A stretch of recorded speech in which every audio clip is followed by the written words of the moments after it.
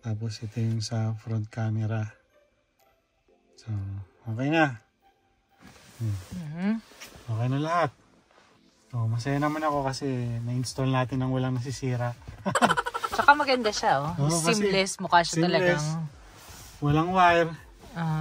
Walang malalaglag. Kaya ang tawag sa kanya is OEM. So, kung sinong gustong maglagay niya, napakadali. FitCam X. Install natin. FitCam X. Baka naman, ha? Baka naman.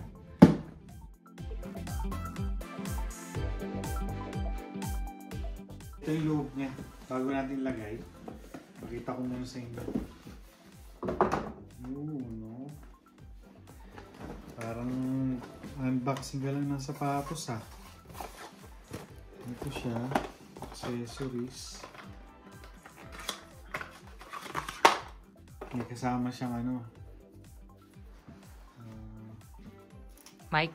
Hindi, ito yung pang bukas mo ng ano to, mic, ganyan. Pang bukas to ng ito yung wire niya papunta sa dome tapos sa likod.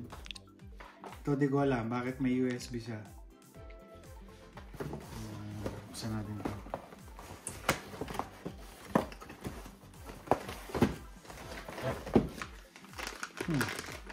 Ito yung camera sa camera sa likod. Ayan. Pakita natin.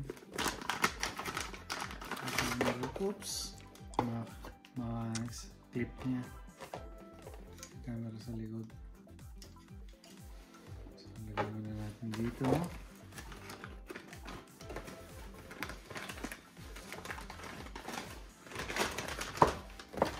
Ito yung camera sa harap.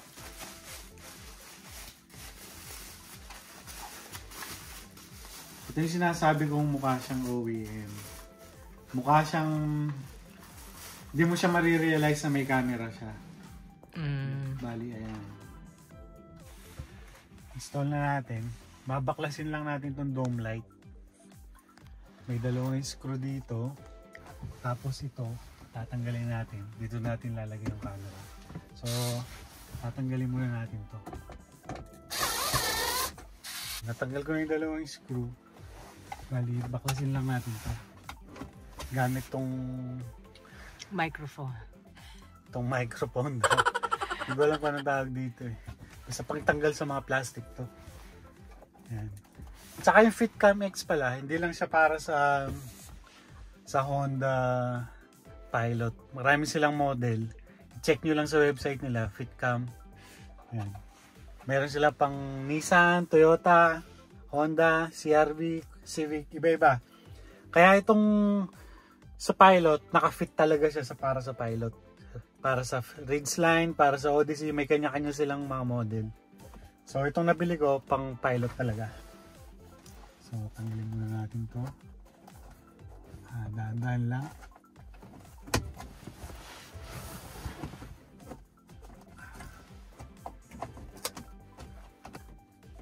Ayan, bago ko tuluyan ng tanggalin itong buo, tanggalin ko muna itong sa harap.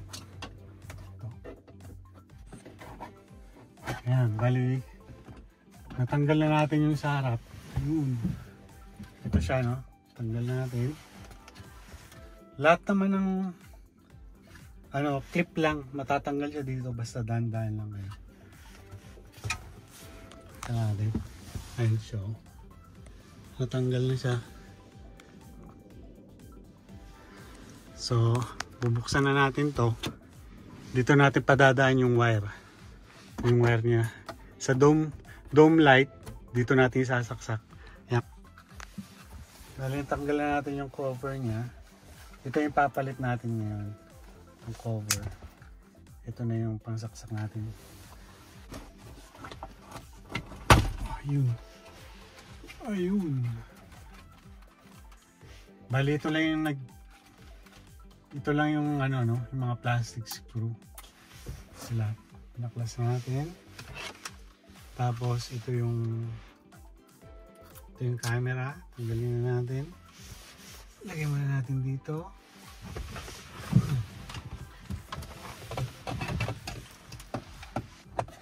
Yan, bali napasok na natin yung wire.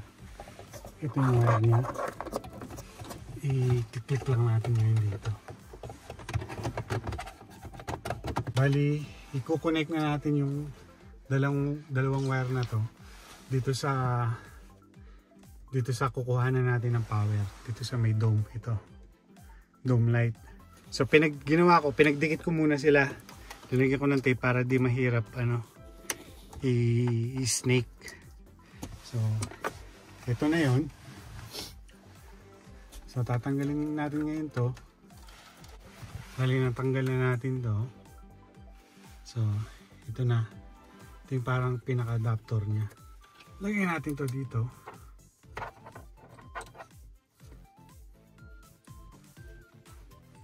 Yun. I-click lang naman. Tapos ito. Dito.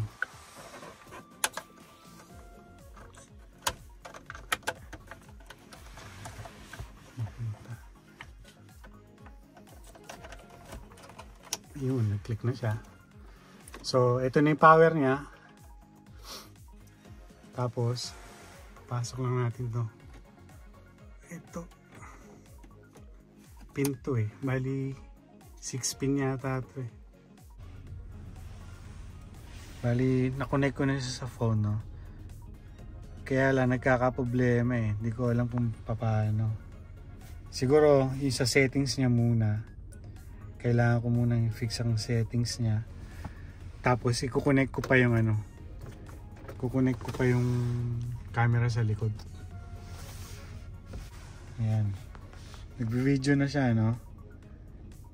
Ilagay lang natin sa settings. Yan ang settings niya. Sound recording, resolution. Ilagay natin sa pinakamaganda resolution. Tapos 1 minute loop recording, lagyan natin sa 3 minutes. Ayan. Bale, itong camera sa likod ay ng wire niya. Kukonek na natin dito. Ayan. Kukonek natin, napadaan ko na siya rito bago natin isara tong main camera. Tapos tatakin na lang natin dito. Yan, pakita natin sa inyo kung paano. Connect muna dito. Pinadaan natin doon. Tatakin natin dyan. Na-plug na natin. Ayan na siya. Tapos tinakin ko siya dito. Yan. Papadaan natin dito. Papunta sa likod. Bali, ayan na, no? Napadaan na natin dyan. Dito. Bali, ito na siya. Papunta na sa likod. So, i-snake ko lang siya dito. Papunta rin. Ayan, dito na tayo sa likod. Bali, pinap ko lang naman to. Pinuksan ko. Ayan. Pinadaan ko lang dito. Ayan siya, oh. So, nandito na siya sa bandang likod. So, di ko alam kung papadaan ko pa siya rito. Pag ganun, or tama na yung nakaganyan. Nakalabas yung wire. Pwede ko rin siyang buksan dito para gumapang siya, no? Tingnan natin. Ayan. Papadaan natin dito. I-tape ko na lang to dito. Wala naman ako ibang paraan para i-electrical tape natin to. Tapos, dito na yung camera.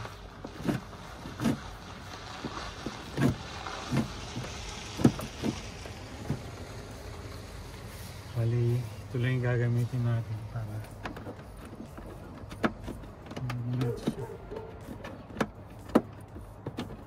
bali yan, natakin na natin, na double check na natin kung okay na yung mga camera. Bali, umaandar na. So, gagawin natin, ibabalik na lang din natin lahat ngayon. Sana mabalik natin, baka